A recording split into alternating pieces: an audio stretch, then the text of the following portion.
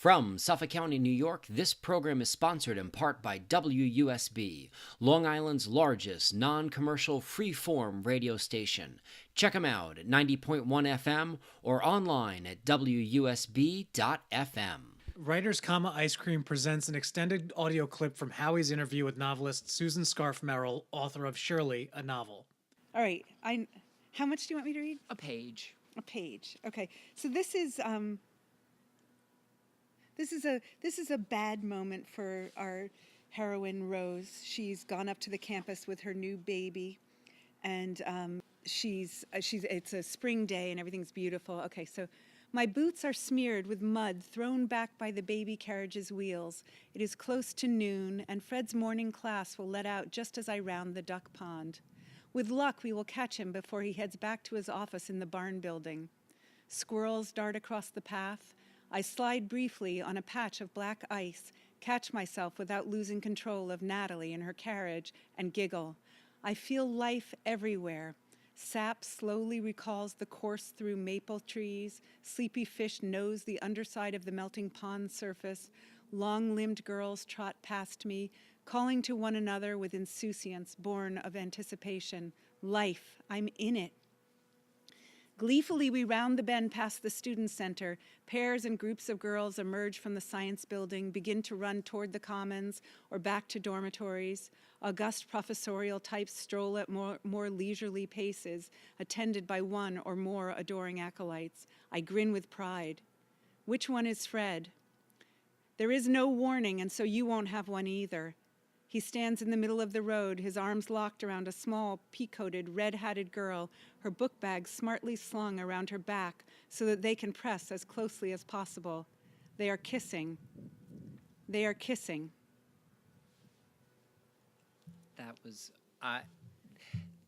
what I love about that moment, too, is how she breaks sort of the fourth wall there and addresses the reader directly. Yeah. Can you talk a little bit about how you approach decisions like that with Rose's point of view and how your sort of study of the beauty of inherent in really great sentences sort of infused polishing your final draft? God, I spend so much time admiring other people's work. It's funny. I don't know how conscious I am, and I think I say this to students as well. I think the really important thing in reading is to always be reading, looking at sentences and thinking about sentences in a very conscious way, thinking about what you're finding in other people's work and how word choice makes sentences and how sentences make rhythms and how rhythms and sentences make paragraphs and sections and how things add up. And I think about that all the time.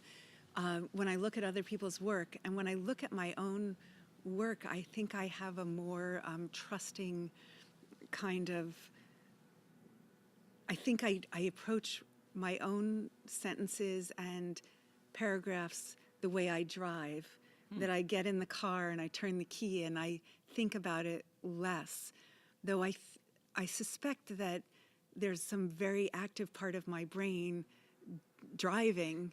I don't think, oh, now I have to turn the wheel. Now I have to. So, it's not taking place in my forebrain. It's taking place in my back brain, and maybe it would be better if I did more forebraining. I don't know, and I certainly go through material very closely, but I don't think I say to myself, oh, sentence, how are you? Well, hello there. Yeah. Though I do it for other people's work all the time. That's a weird thing. I had not really realized that, but I don't really do it for myself. Do you think it's more you spend so much time studying the form that it becomes second nature for yourself as you're actually in the genesis of it? Well, I think in particular with this book, everything was about Rose. Like, is Rose crazy? Does Rose what does Rose have the right to do? Is it is Rose going to ever, how is Rose going to respond to this? How is Rose going to act? And I was always thinking of her more than I was thinking of the reader until pretty far along. So really just about the time that I turned it in to agent and then to editor, I began to think, well, how does this work? How would it be to be on the other side of this and read it? And I didn't do it all the time, and it's funny because I demand that of my students, that they be thinking about it all the time, and I think it makes your work better, but somehow that's a really terrible thing to admit. I don't always ask it of myself. Well, I think that, I feel like sometimes when we're working on things, we might not be like you said, like consciously aware of what we're doing, like driving, but Right. there's still an active piece going on. Right, So I right. wonder if maybe there's a bit of that sort of subconscious bearing in mind of reader, but it's just not on as much on your mind.